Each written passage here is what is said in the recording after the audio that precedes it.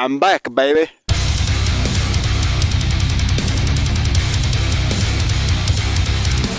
Senhoras e senhores, acharam que eu tinha morrido? Eu não morri, só fiquei com depressão intensa e não quis gravar vídeo. É só isso mesmo. Hoje nós falaremos sobre o Carbonífero, que era a época impressionante onde tinha uma caralhada de planta na atmosfera.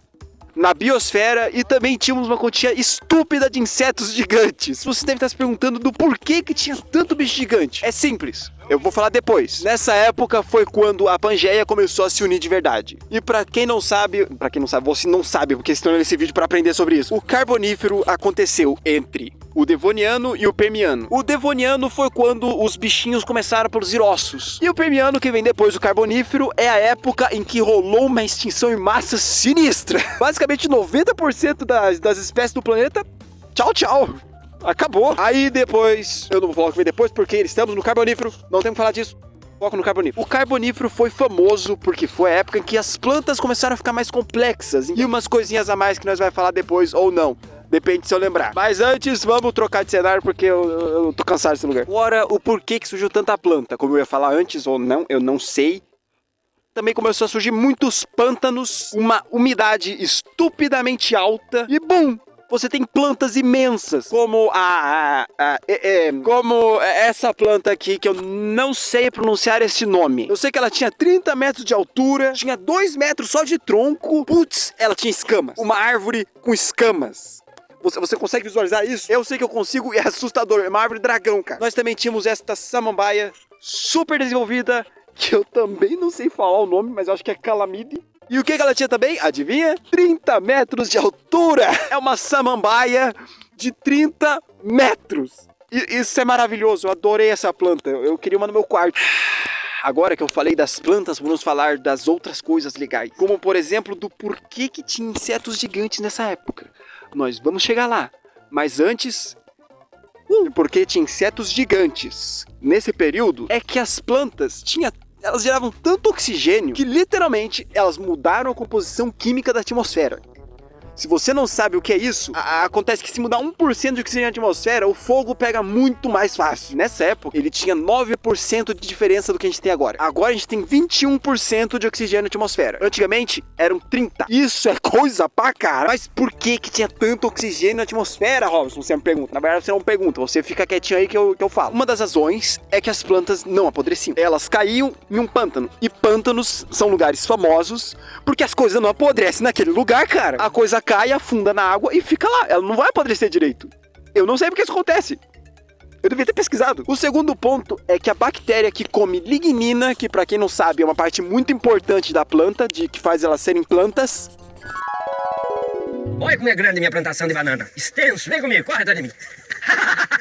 Olha minha bunda. Eu não lembro o que ela faz, mas ela é importante. E as bactérias que comiam a lignina não existiam ainda. Elas não tinham surgido ainda. Então o que acontece? As coisas não apodreciam.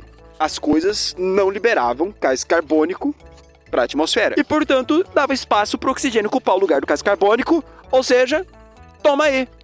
Uma libélula do tamanho de uma águia. Olha que legal. É incrível, não é mesmo? E também é incrível mais uma troca de cenário. Insetos gigantes, isso mesmo. Eles existiam. Era aterrorizante. Agora, por que eles ficaram gigantes? Muito oxigênio na atmosfera. Claro que não é isso. Tem alimentação, tem o tipo das plantas altamente nutritivas. Mas um dos principais é a capacidade deles de absorver oxigênio pela pele. Podiam absorver mais oxigênio com uma pele maior. Bom, ficamos grandes. Yay! Essa época também é famosa porque começaram a surgir insetos voadores, ou qualquer coisa que voa no caso, porque durante o Devoniano basicamente não existia, eles não existiam, não tinha bicho que voa, era larva, centípede, peixe, lagartinho, não tinha bicho que voava, eu não sei porquê, mas a Libélula olhou pra cima e falou, ok, é minha hora, e ela foi. Começaram a voar os bichos. Seria como se você um dia está indo pro mercado, você não vê nada no céu. Aí de repente, caramba, a Esquadrilha da Fumaça. É a mesma coisa. Mas não estamos aqui para falar das curiosidades dos bichos, estamos aqui para falar dos bichos. Tipo a Artropleura, que é uma criaturinha medonha. Esse bicho é um centípede, um milípede, um centopeia. Esse bicho tem o tamanho de 2 motos. Imagina um bicho desse vindo na sua direção. Mano, você não consegue correr, porque esse maldito corre também. Ele escala a árvore, ele consegue nadar. Tá, nadar nem tanto, mas ele te persegue. Aí nós temos aquela mesma, aquela que vocês estavam esperando o vídeo inteiro.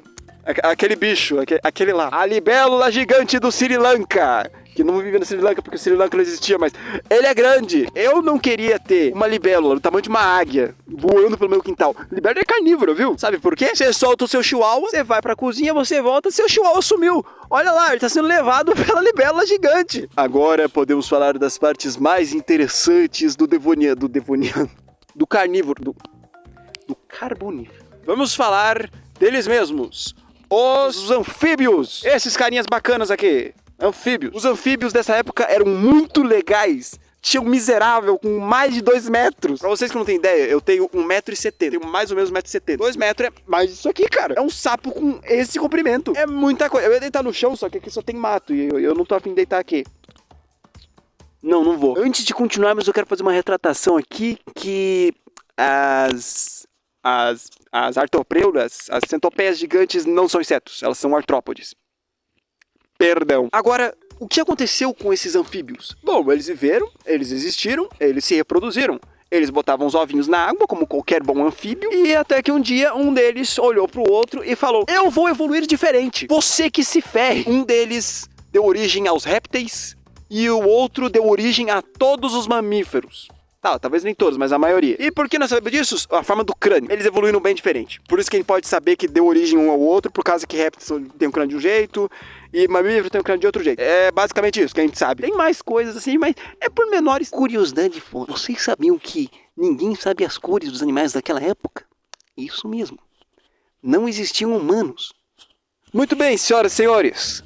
Após todo esse conhecimento, nós podemos partir para o próximo conhecimento bacana. A palavra não gosta de outubro. O que aconteceu perto do final do Carbonífero? O planeta começou a esquentar ainda mais. Não, eu não sei se ele começou a esquentar. Cada vez mais seco. Até que começou a se tornar inviável colocar os seus ovinhos de anfíbio, de peixe, na água. E o que alguns anfíbios começaram a fazer? Eles começaram a criar casca nos ovos. Isso mesmo, senhoras e senhores.